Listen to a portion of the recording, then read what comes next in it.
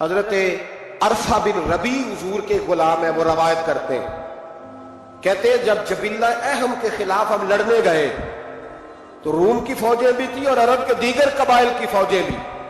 کہتے ہیں ہمارے سپہ سالار کا نام حضرت خالد بن ولید تھا، معمولی آدمی نہیں جسے نبی پاک نے فرمایا یہ اللہ کی تلوار ہے. سیف اللہ خالد بن ولید سپہ سالار تھے، لیکن کہتے ہیں کہ ہم نے ذرا سا حملہ کیا تو انہوں نے اتنی سخت ہم پر مزاحمت کی کہ مسلمان کہنے لگے آج بچ کے نہیں جائیں گے. کہتے ہیں ہم سارے حضرت خالد بن ولید کے قریب گئے، یہ کوئی ہم نے نہیں حوالہ لکھا، یہ تاریخ اسلام، ان کو سارے مسالک پڑھتے. کہا حضرت خالد بن ولید سے کہ حضور مسئلہ کیا ہے، کسی جنگ میں پیچھے نہیں اٹھے، آج کیا ہوا؟ جناب خالد بن ولید کہنے لگے میری ٹوپی گھر رہ گئی ہے. میری کوئی نہیں سمجھ آئی آپ؟ میری تو نے کہا حضرت صاحب ٹوپی ہم سے لے لیں. کہنے لگے وہ والی نہیں، میرے والی رہ گئی ہے. کہا ٹوپی کا جنگ سے کیا مطلب ہوا، تلوار سے کیا مطلب ہوا؟ تو آپ فرمانے لگے میں نے اپنی ٹوپی میں نبی پاک کے 3 بال مبارک سیے ہوئے ہیں، 3 منہ مبارک. امت غور کرے اس بات پر، 3 منہ مبارک کے ٹوپی کے اندر سیے ہوئے. فرمانے لگے تلواریں تو سب کے پاس ہیں، مجھ سے بہادر بہادر سیانے بندے بھی ہیں، پر جب میں حضور کے منہ مبارک سر پہ رکھ کے میدان میں نکلتا ہوں تو فرمایا پھر اللہ مجھے ہر میدان میں کامیابیاں عطا فرماتا ہے. یہ نظریہ دیکھو، عقیدہ دیکھو، تبرک کی کوئی نہیں، برکت کی کوئی نہیں. کہاں بیٹھ کے دین پڑھا؟ یا ہمیں سمجھا لو یا پھر ہم سے ایک کام ضرور کرو بھائی، ایک طرف تو آؤ نا. حضرت خالد بن ولید کہنے لگے ٹوپی رہ گئی ہے. صحابہ دلیری دینے لگے کچھ نہیں ہوتا، قربان جائیں. حضرت ابو عبادہ بن جراح کہتا ہے میں مدینے میں سویا ہوا تھا تو نبی پاک مجھے خواب میں ملے. حضور نے فرمایا میرے خالد کے گرد فوجیں چڑھ گئیں، تو یہاں سویا ہوا ہے، اٹھ پکڑ بندے چل پہنچ میدان میں. کہتے میں نے حضرت ابو عبادہ بن جراح کہتے ہیں میں صبح اٹھتے ہی میں نے لشکر تیار کیے، گھوڑے دوڑائے، مدد کے لیے نکلے. جب ہم رستے میں جا رہے تھے تو ایک ہمیں نوجوان ملا گھوڑے پہ، سر پٹ گھوڑا دوڑا رہا اور بڑی اس کی تیزی ہے. کہتے ہم نے آواز دی تو اس نے اور تیز کر دیا. حضرت خالد بن ولید کے میدان کے قریب پہنچ گیا. کہتے میں نے 2 سپاہی دوڑائے، میں نے جا کے کہا اسے روکو، کون ہے؟ کہتے جب ہم قریب گئے نا تو اس نے کہا پیچھے ہٹ جاؤ، قریب نہ آنا. کہتے ہم نے کہا تو کون ہے؟ کہنے لگے میں حضرت خالد بن ولید کی زوجہ ہوں، میں ان کی اہلیہ ہوں. تو کہا آپ کدھر جا رہی ہیں؟ کہنے لگی وہ منہ مبارک والی ٹوپی گھر بھول گئے تھے، اور ٹوپی بھول گئے تھے. سارے راز نہیں جانتے، میں بیوی ہوں، میں جانتی ہوں کہ خالد کو کامیابی ملتی تھی مصطفیٰ کے تبرک کی برکت سے. وہ ٹوپی بھول گیا ہے، مسئلہ بن گیا ہوگا، ٹوپی پہ نظر پڑی ہے تو مجھے کوئی اور ملا نہیں تو میں خود دینے جا رہی ہوں. حضرت ابو عبادہ بن جراح کہتے ہیں ہم نے کہا کہ ہمیں دے دو بہن، ہم دے دیں گے. کہنے لگے نہیں، ہمیں پتہ ہے اس کا ادب کس طرح کرنا ہے، کیونکہ ہمارے گھر میں رہتی ہے تو ہمیں پتہ ہے ادب. اور یارو اگر یہ ذائقہ ہی نہیں تو پھر تجھے حضور کی عزت کا پتہ ہی نہیں. اگر تو حضور کے تبرک سے آشنا ہی نہیں پھر تجھے پتہ ہی نہیں رسول اللہ کے مقام کا. اقبال کہنے لگے اگر بھاؤ نہ رسیدی تمام بھول حدیث، اگر تو حضور کے قدموں تک نہیں پہنچا پھر تو ابو لہب کے کھاتے میں جائیں گی تیری نمازیں. میرے مصطفیٰ کریم سید عالم صلی اللہ علیہ وسلم کی وہ ٹوپی لے کر زوجہ کہنے لگی تمہیں ادب کا نہیں پتا، میں ہی جاؤں گی. کہا چلو. کہتی وہ دوڑی گئی. حضرت خالد بن ولید کہتے ہیں اچانک میری نظر پڑی تو کافروں کی فوج تنی ہوئی تھی، وہ ٹوٹنے لگی اور ایک شاہ سوار دوڑا آ رہا ہے. تو میں نے کہا یہ اکیلا جوان سمے کاٹتا آ رہا ہے، ہم لڑ رہے تھے تو یہ فوج ہم پر چڑھ آئی تھی، اکیلا جوان. کہتے ہیں جب وہ جوان قریب آیا تو خالد بن ولید کہنے لگے جوان تو کون ہے؟ اکیلے نے سب کھول دی. تو کہتے ہیں زوجہ بول کے کہنے لگی نہیں، مسئلہ جوان کا یا کمزور کا نہیں خالد، مسئلہ یہ ہے کہ ٹوپی آج میرے پاس ہے.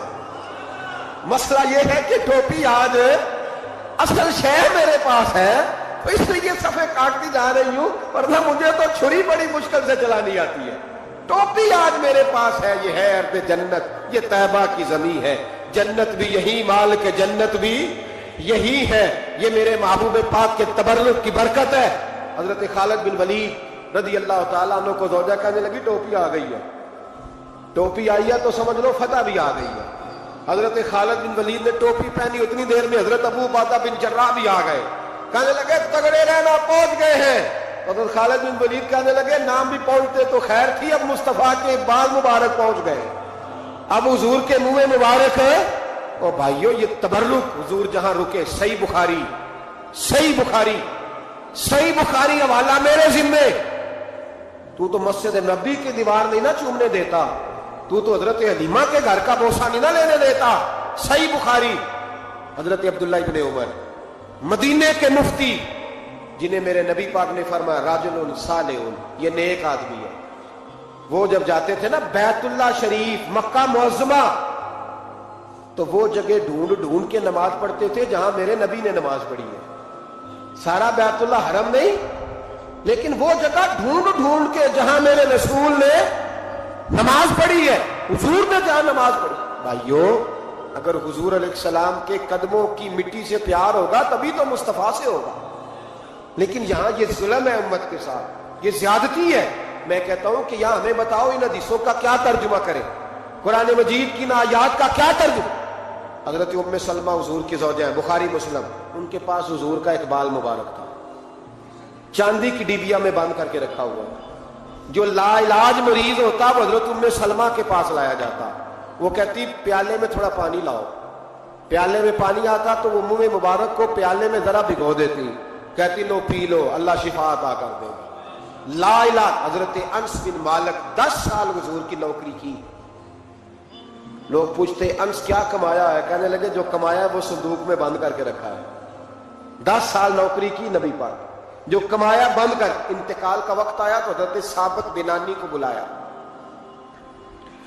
آپ کے شاگرد تھے، کہنے لگے جب بکسا کھول کے لا، کھول کے لائے تو ایک ڈبیا نکلی، فرمایا اسے بھی کھول، جب اسے بھی کھولا ایک منہ مبارک نکلا، کل زندگی کی کمائی، نبی پاک کا اقبال مبارک کا، اس کا کیا کرنا ہے؟ فرمانے لگے جب مر جاؤں نا غسل دے کے تو میری منہ کھول کے زبان کے نیچے رکھ دینا۔ حضور اس کا کیا فائدہ؟ پر میں جب فرشتے حساب لینے آئیں گے من ربو کا بولیں گے، پہلا لفظ کہنے کے لیے منہ کھولوں گا تو سامنے حضور کا منہ مبارک ہوگا۔ پسے مردن فرشتوں نے جو تلاشی لی تو کیا نکلا؟ فقط تک دل کے گوشے سے خیال مصطفیٰ نکلا۔ اور میرے اعلیٰ حضرت مشورہ دیتے ہیں، کہتے ہیں لحد میں عشق رخ شاہ کا داغ لے کے چلے، ہم نے اندھیری رات سنی تھی چراغ لے کے چلے۔ نبی کریم صلی اللہ تعالی علیہ وآلہ وسلم کو اللہ تعالیٰ نے اپنا آخری اور محبوب پیغمبر بنایا، تو حضور علیہ السلام نے تکمیل انسانیت کے لیے ساری ہدایات اپنے کرم سے اپنی امت کو عطا فرمائی۔ جب ہم یہ لفظ بولتے ہیں نا کہ نبی پاک کی سیرت کامل ہے، مکمل ہے، اکمل ہے، تو یہ ایک بہت بڑی بات ہے، یہ چھوٹی بات نہیں ہے۔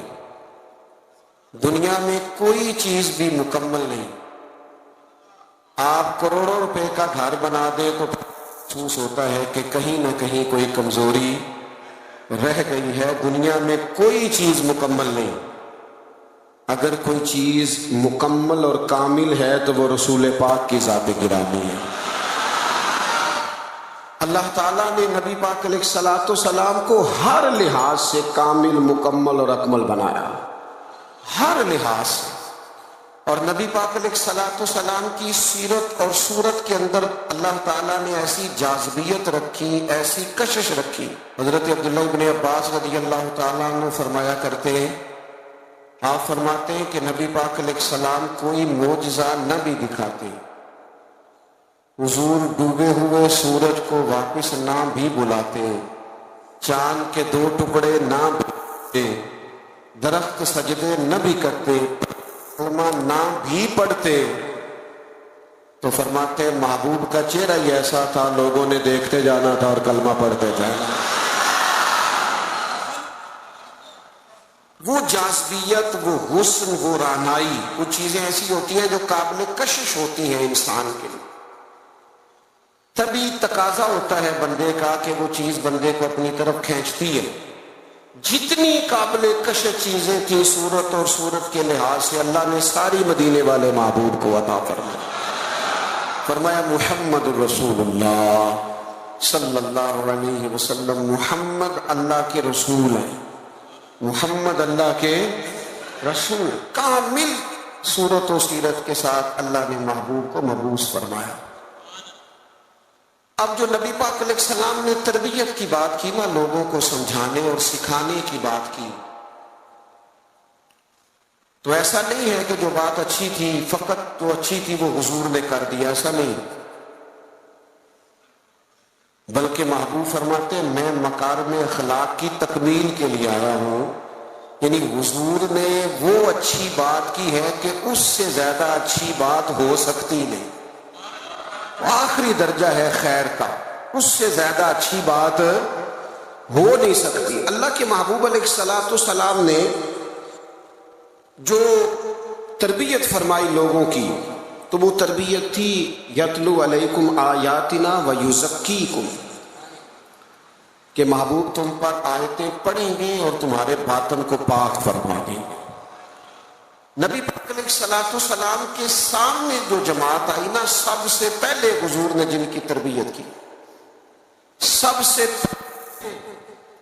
جن لوگوں کو نبی پاک علیہ السلام سے فیض لینے کا اور امت میں بانٹنے کا اللہ تبارک و تعالیٰ نے موقع عطا کیا، وہ نبی پاک کے اہل بیت ہیں اور حضور کے صحابہ کرام ہیں. جو دنیا کے بہترین لوگ تھے نا، بہترین عقل و خرد کے لحاظ سے، فہم و فراست کے لحاظ سے، تقوی اور روحانیت کے لحاظ سے جو بہترین لوگ تھے، وہ اللہ تعالیٰ نے اپنے محبوب کی غلامی کے لیے منتخب فرمایا. انسانی مزاج اس طرح کا ہے کہ اس میں منفی چیزیں زیادہ آتی ہیں. طبیعت اس طرح کی ہوتی ہے کہ شر کو بعضوں کا دل جلدی قبول کرتا ہی مزاج ہوتا ہے. حضور علیہ السلام نے فرمایا اللہ تعالیٰ نے دوزخ کو خواہشات سے ڈھانپ دیا. جو چیزیں دل کو، طبیعت کو جلدی اپنی طرف کھینچتی ہیں وہ دوزخ کی طرف لے جاتی ہیں. خواہشات نفسانیہ جو ہوتی ہیں، انسان کی طبیعت جلدی مائل ہوتی ہے. لوگوں نے جب دیکھا نا کہ ایک بہترین جماعت ہے حضور کے صحابہ اور اہل بیت کی، اور اتنی اعلیٰ جماعت ہے کہ نہ کبھی زمین نے ایسے لوگ دیکھے تھے، نہ آسمان نے کبھی ایسے لوگ دیکھے تھے. اور اللہ کے محبوب علیہ السلام کے فیضان نبوت سے یوں اجلے ہوئے ان کے باطن کہ دنیا میں وہ جدھر جدھر بھی گئے نا نور ہی بکھیرتے گئے. اب جب لوگوں نے یہ دیکھا نا کہ اتنی اہم جماعت ہے اور اتنا بڑا انقلاب اس نے برپا کر دیا ہے اور اتنی زیادہ انہوں نے اس کے اندر، دین کے اندر اور فتوحات کے اندر اضافہ کر دیا ہے، اب شر پھیلانا تو بڑا ضروری ہوتا ہے. آپ اگر تھوڑی دیر زیادہ تسلی سے میری بات پر غور کریں تو جب بھی کوئی عالم دین آپ کو کوئی بات سنائے گا یا لکھ کے نہیں کہتا کہ ڈائریکٹ حضور سے سنا، وہ کہتے ہیں حضرت ابو ہریرہ سے روایت ہے، حضرت ابو درداء سے روایت ہے، حضرت عبداللہ ابن مسعود فرماتے ہیں، سیدہ عائشہ صدیقہ فرماتے ہیں. وہ کسی نہ کسی صحابی کا نام لے کے روایت بیان کریں. آپ کو سمجھ آ رہی ہے میری بات کی؟ دنیا کے اندر سب سے زیادہ محبوب علیہ السلام کے ارشادات موجود ہیں، فرامین موجود ہیں، اور وہ امت پر احسان کیا ہے نبی پاک کے صحابہ نے. اب لوگوں نے یہ کیا کہ وہ ڈائریکٹ تو دین کو مشکوک نہیں کر سکتے تھے. انہوں نے اس طرح کیا کہ جو دین کو روایت کرنے والے تھے نا، جو دین کو آگے بیان کرنے والے تھے، ان لوگوں کو مشکوک کرنا شروع کر دیا.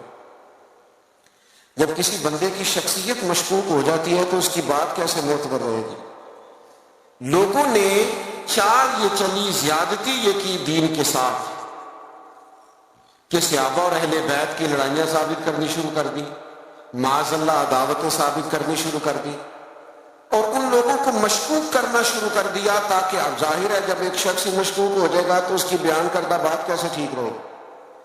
تو جب آپ صحابہ اور اہل بیت کے تعلق سے کسی تشکیک کا شکار ہوتے ہیں تو جتنا دین وہ لائے قرآن مجید کو جمع کرنا شروع کیا تھا حضرت صدیق اکبر نے، اور اس میں بھرپور کردار ادا کیا سیدنا عثمان غنی نے. تو جب آپ ان لوگوں کو ہی مشکوک کر دیں گے تو جو کام انہوں نے کیے وہ کیسے معتبر رہیں گے؟ خدا را دین کو سمجھنا، بات کو سمجھنا. اولین جماعت کے خلاف یہ سازش کی گئی. لوگ تاریخ کی کتابیں کھول کھول کے سامنے رکھتے ہیں اور لوگ جانے کیا کیا لے کے آتے ہیں. میں نے تو اللہ کا قرآن پڑھا ہے. رب قرآن مجید میں فرماتا ہے محمد رسول اللہ والذین معہ اشداء علی الکفار. فرمایا محمد صلی اللہ تعالی علیہ وسلم اللہ کے رسول ہیں اور ان کے جو ساتھ لوگ ہیں وہ کافروں پر سخت ہیں. رحماء بینہم، آپس میں تو بڑے رحم دل ہیں. تو اللہ کا قرآن کہہ رہا ہے وہ آپس میں رحم دل ہیں، وہ آپس میں پیار کرنے والے ہیں، وہ ایک دوسرے کا احترام. اللہ کا قرآن کہتا ہے رحماء بینہم.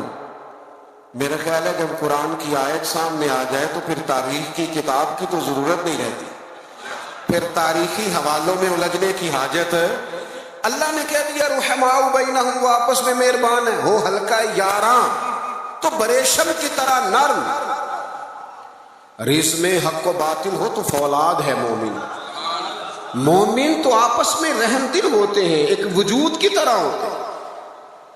علامہ اسماعیل حقی رحمت اللہ نے لکھا ہے ایک مقام پہ نا تمام صحابہ بیٹھے تھے. ہمارا ایک مزاج ہوتا ہے کہ ہم عزتیں نہیں دیتے، طبیعت ہوتی ہے. اور کچھ لوگ ایسے ہوتے ہیں جنہوں نے طے کر لیا ہوتا ہے کہ مجھے عزت ملنی ضرور چاہیے. یہ بہت بڑا مشکل کام ہے. بہت سارے لوگ خود اپنے لیے پروٹوکول کا اہتمام کر لیتے ہیں، وہ زیادہ نقصان کا باعث ہوتا ہے. کوئی سیاسی سماجی فلاحی بڑا آدمی آ جائے نا کبھی محفل میں تو وہ گردن اونچی کر کر کے دکھاتا ہے پیچھے کہ لو میں آ بھی گیا ہوں اور نقیب صاحب نے میرا نام ہی نہیں لیا. تو بہت سارے بندوں کی تعریف نہ کرو تو نیند نہیں آتی بیچاروں. یہ ابھی ہم آ رہے تھے نا، ہم نے اپنے میزبان کو ٹیلی فون کر کے کہا کہ مہربانی کرنا کسی استقبال کا اہتمام نہ کرنا. فقیروں اور وزیروں میں کوئی تو فرق رہنا چاہیے، کوئی تو فرق رہ جائے. یہ پہلے کہا، آنے سے پہلے کہا، پوچھ سکتے ہو. اور میں آ رہا تھا تو ایک سنگی جو ہے وہ جلدی سے گرنے لگے پیروں میں. میں آپ کو ذمہ داری سے کہتا ہوں آپ ہماری بات مانیں جو کہہ رہے ہیں تو پھر ہمارا فائدہ ہے، ورنہ پیروں کی کیا بات ہے. میرے جیسے تو گناہ گار کے ہاتھ چومنے سے بھی آپ کو کچھ نہیں ملے گا، کوئی فائدہ نہیں. مان نام کے مان دان، یہ تو مجھے آپ نے کرسی پہ بٹھا دیا ہے، ورنہ تو پتہ سارا ہے سردار میں کیتیاں کا یہ پردہ چپائے پلا ہو سی. آپ میں سینکڑوں لوگ ایسے ہیں جو مجھ سے 1000 درجے اعلیٰ ہیں. اس لیے کچھ چیزوں سے باہر آ جاؤ، زندگی کو اس کے اصل حسن کے ساتھ جینا شروع کرو، پھر مزہ آئے گا. کیوں؟ اس لیے کہ میرے کریم محبوب نے فرمایا تو رب کی رضا کے لیے جھک جا، اللہ تجھے عزت عطا فرما دے گا، اللہ تجھے وقار عطا کرے گا. تو جھک جا اللہ کی رضا. ان چیزوں سے باہر آ جائیں. جو بات عرض کرنے جا رہا تھا، ہم عزت نہیں دیتے. قابل عزت آدمی کو ہمیشہ عزت دے. اچھا اس کے دل میں نہیں ہونا چاہیے. سیاستہ میں حدیث موجود ہے، نبی پاک علیہ السلام نے فرمایا جس بندے کی خواہش ہو نا لوگ مجھے اٹھ کے ملے وہ جہنمی ہے. اس کے دل میں خواہش پیدا ہو جائے کہ لوگ کھڑے ہو کے مجھے ملے، یہ آپ کو سیاستہ میں حدیث ملے. لیکن جو قابل عزت ہو اسے عزت دینی چاہیے. اور میں بڑے زمانے سے کہہ رہا ہوں کسی کو عزت ہمیشہ وہ دیتا ہے جو خود صاحب عزت ہوتا ہے. وہ صاحب عزت لوگ عزت والوں کو عزت دیتے ہیں. بات کی سمجھ آ رہی ہے آپ حضرات؟ علامہ اسماعیل حقی رحمت اللہ لکھا ہے کہ جگہ پہ صحابہ حضور علیہ الصلوۃ والسلام کے ساتھ بیٹھے تھے تو جگہ وہاں بظاہر تھوڑی کم تھی. ڈھیر سارے لوگ بیٹھے تھے حضور کی خدمت عالی مرتبت میں زیارت و ملاقات کا شرف پانے کے لیے. تو ظاہری طور پر وہاں جگہ تھی. حضرت ابو بکر صدیق اکبر افضل البشر بعد الانبیاء بالتحقیق، حضرت صدیق اکبر نے حضور کے بالکل ساتھ بیٹھے تھے. وہ آج بھی کریم کے بالکل ساتھ ہی ہیں، بالکل हुजूर क्या मुकद्दर हैं सिद्दीक व फारूक के, जिनके घर रहमतों के खजीने में। बिल्कुल करीम के साथ बैठे थे, बिल्कुल साथ। अचानक दरवाजा खुला और जैसे ही लोगों ने चेहरे उठाए तो मौला अली शेर खुदा तशरीफ ले आए। हर बंदा तैयार था उठ के इस्तकबाल करने को, हर शख्स। लेकिन हजरत सिद्दीक अकबर ने ना किसी को मौका ही नहीं दिया। सबसे पहले हजरत अबू बकर उठे और दरवाजे पर जाकर उनका इस्तकबाल किया और फिर उनको बाजू से थाम के ला के हुजूर के करीब बिठाया और थोड़ा जरा साइड पे होकर बैठ गए। सारी असरार सिर्फ तकरीरों के नहीं होते, बाज़ौक़ात अमल से भी ऐसा नतीजा निकलता है, अमल करने से भी, कि वो बात कहीं दूर चली जाती है। हजरत सैयदना सिद्दीक अकबर उठे, बाजू थामा, ला के मौला कायनात को हुजूर के करीब बिठाया। किसी ने तबसरा नहीं किया, महफिल का रंग ही बदल गया, लोगों के ज़हनों में तस्वीर भी बदल गए। जब कैफियत और हो गई तो और क्या तबसरा कोई करता। मेरे करीम बोले और हुजूर फरमाने लगे, देखा तुमने मेरे अबू बकर ने क्या किया है? तुमने गौर किया मेरे सिद्दीक ने क्या किया है? फिर हुजूर फरमाने लगे, इज्जत वाला ही किसी की इज्जत को पहचाना करता है। अहले फजल, हमेशा हमारा ना दौर आ गया है हुकूक मांगने का। हर आदमी हुकूक मांग रहा और हर महकमे के अलग अलग हुकूक हैं और हर बंदा शिकवा कर रहा है।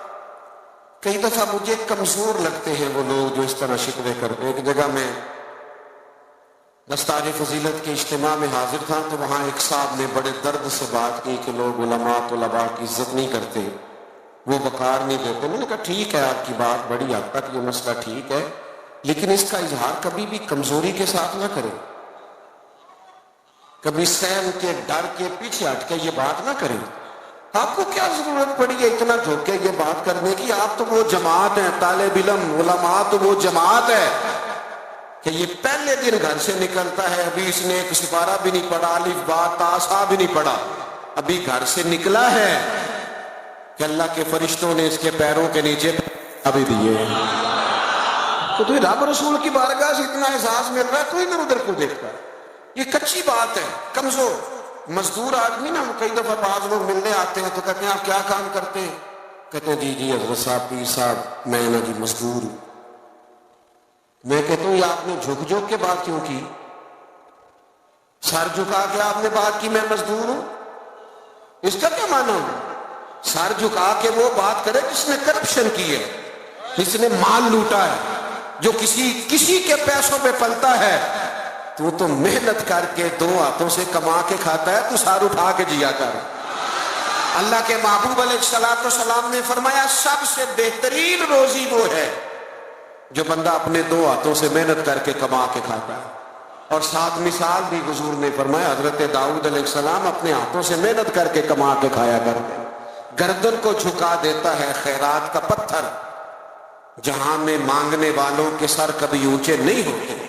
तो सहाबा किराम अलैहिम रिदवान का ये मिजाज रहा कि आपस में एक दूसरे को इज्जत दे। दूसरी बात ये थी कि उनकी जिंदगियों में जो पहलू आपको बड़ा गालिब नजर आएगा ना, वो पहलू है उनके मिजाजों की तभी सादगी।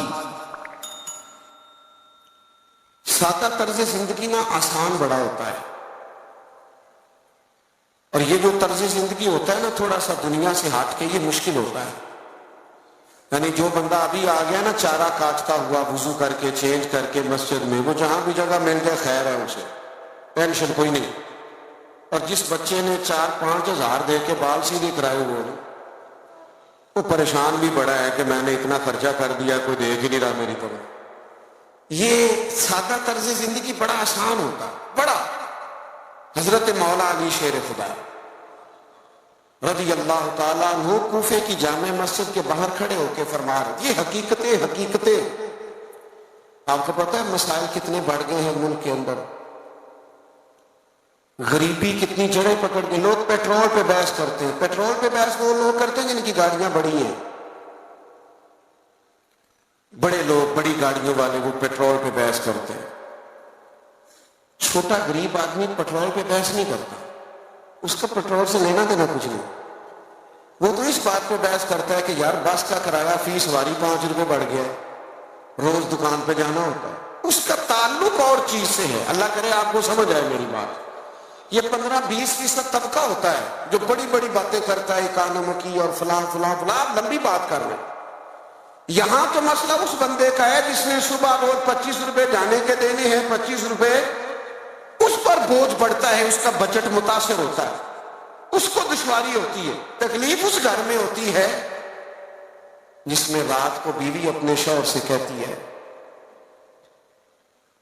کہ میرا دل نہیں کرتا آپ کو تکلیف دوں, اور صبح جب بچوں نے جانا ہے نا اسکول, کالج, مدرسہ, تو ان کے پراٹھے پکانے کے لیے گھی کوئی نہیں میرے پاس, تو مہربانی سب روگاں دا روگ محمد جس کا نام غریبی, کانڈ ولا کے لنگ جاندے نہیں دوست یار قریب. یہ سب سے بڑا دکھ ہے. اس ملک میں یہ کس طرح آسان ہو سکتا ہے جب ملک کے اندر سادہ طرز زندگی کو فروغ دیا جائے. سادہ طرز زندگی. جب ایک آدمی بہت موج میں وقت گزار رہا ہے, کہ تکلیف میں وقت گزار رہا ہے, تو کیسے معاملہ ٹھیک ہوگا؟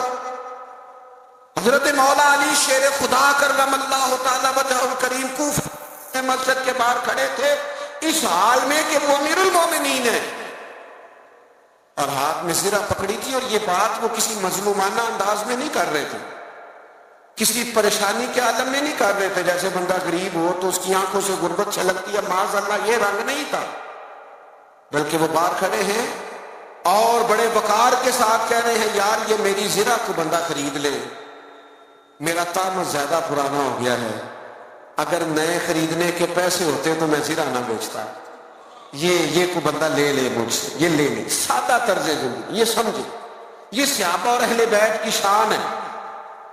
آپ کو پتہ ہے نبی پاک علیہ السلام نے اپنی اولاد کے لیے دعا مانگی ہے, اے اللہ میری اولاد کو نا بقدر ضرورت روزی دینا.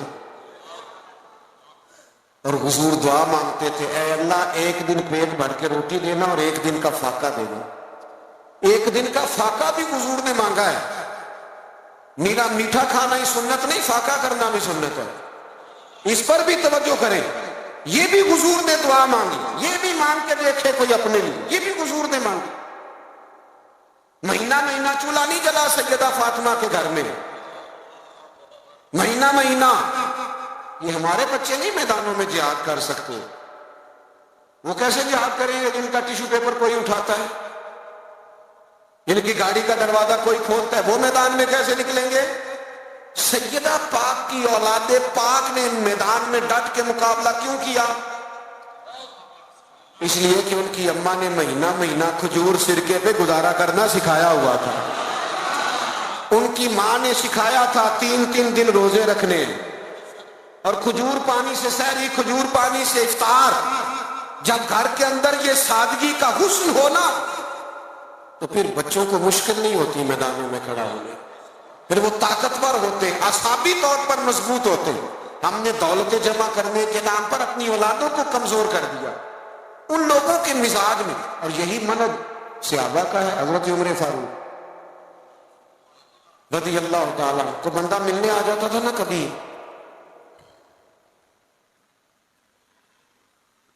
تو پوچھتا تھا تمہارے بادشاہ کا محل کہاں ہے؟ تو صحابہ فرماتے تھے ان کا محل کوئی نہیں, وہ یہیں تھے, کبھی مسجد میں مل جائیں گے. اور جا کے پوچھتے تھے جناب امیر المومنین کہاں؟ تو مسجد والے کہتے تھے یہیں تھے, کہیں باہر نکل گئے.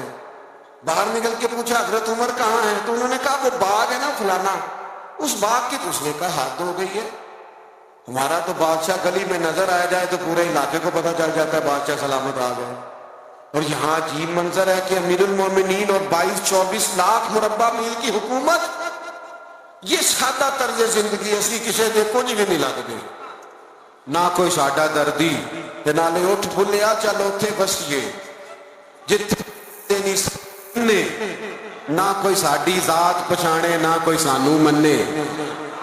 یہ طرز زندگی, یہ انداز تکلم. حضرت سیدنا فاروق اعظم ادھر گئے ہیں ایک دفعہ نا, تمام صحابہ نے یہ ذرا اس کا مزہ لے کے دیکھیں، اس کا بڑا مزہ ہے۔ میں کئی دفعہ دوستوں سے کہتا ہوں روب کپڑوں کا نہیں ہوتا، روب کردار کا ہوتا ہے۔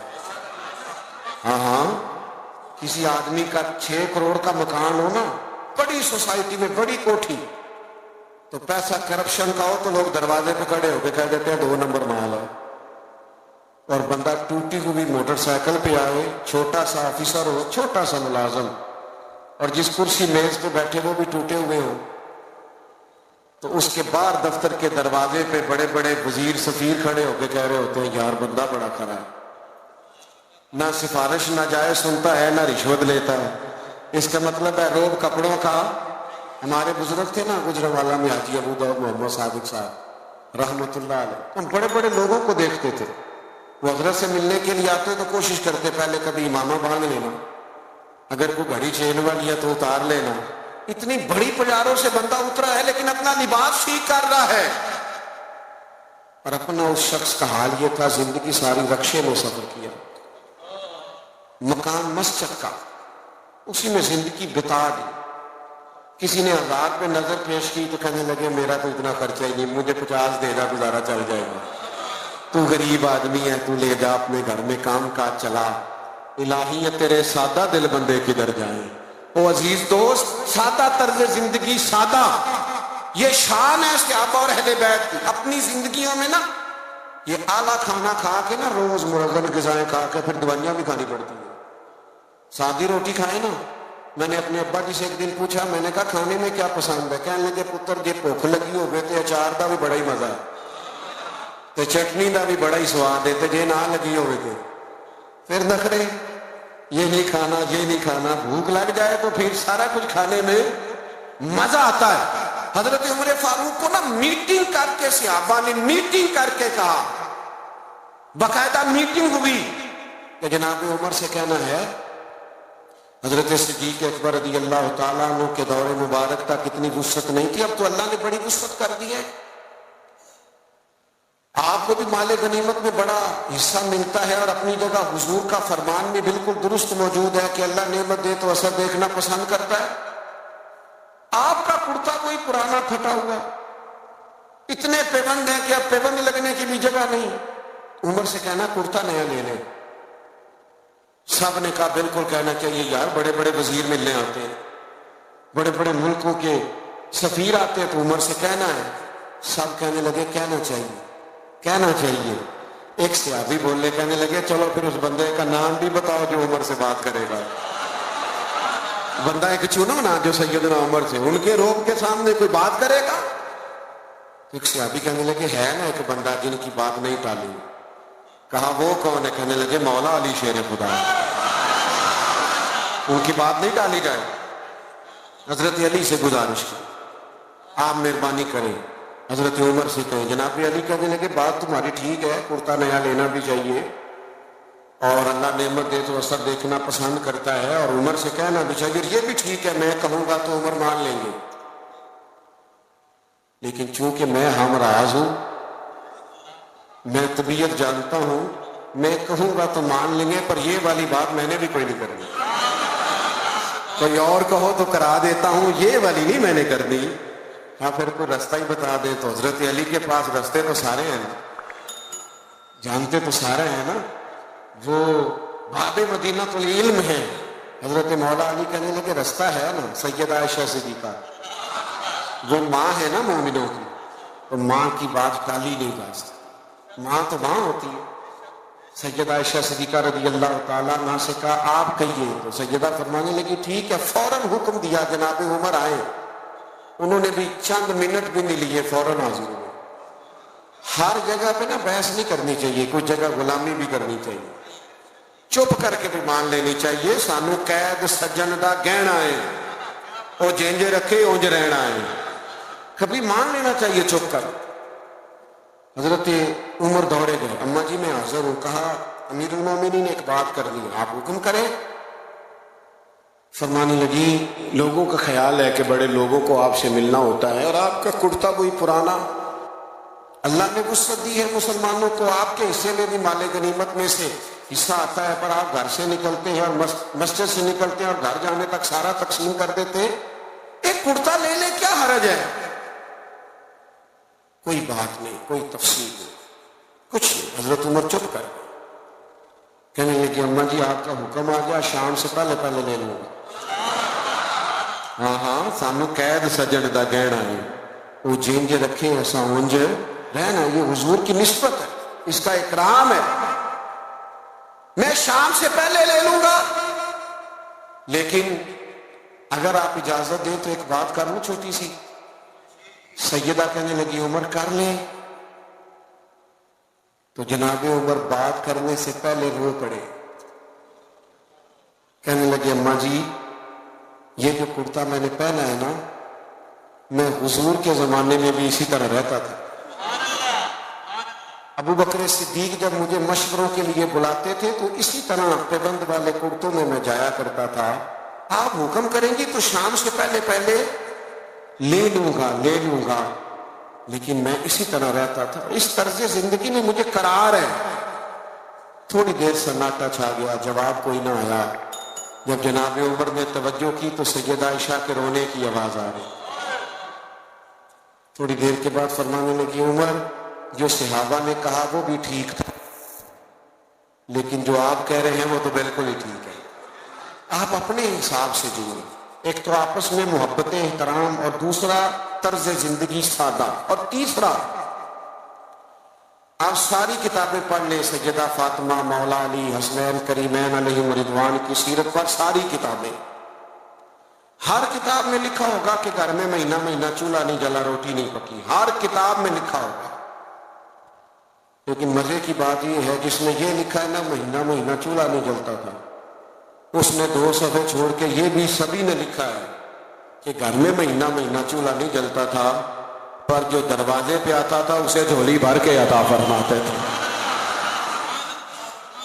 مالا والے سخی نہیں ہوں گے کہ سخیاں کل مال نہیں ہوتا، مالا والے سارے نہیں، کچھ ہوتے بھی ہیں الا ماشاء اللہ، مالا والے سخی نہیں ہوں گے، سخیاں کل مال نہیں ہوں۔ ہاں ایتھے اوتھے دوویں جانی، سخی کنگال نہیں ہوں، یہ بھی بات پکی ہے۔ یعنی غریبی میں سخاوت، وہ ہمارے ہاں ہم نے یہ سمجھا ہے کہ سخاوت کروڑوں اربوں سے ہوگی، لاکھ آئیں گے تو سخاوت ہوگی، یہ ہم نے سمجھ لیا ہے۔ حالانکہ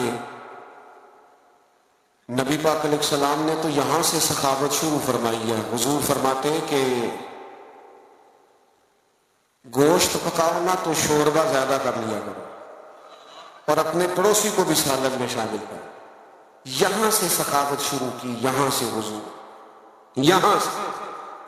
آپ غور کریں صحابہ اور اہل بیت کی زندگیوں پر کہ ان کا طرز زندگی سخاوت کے معاملے میں کیا ہے۔ بڑا کم ہوتا ہے، سگے بھائی کو لوگ دینے میں کتراتے ہیں، لیکن جب ہجرت کر کے مہاجرین مدینے آئے تھے نا تو انصار نے چلتے کاروبار آدھے آدھے دے دیے۔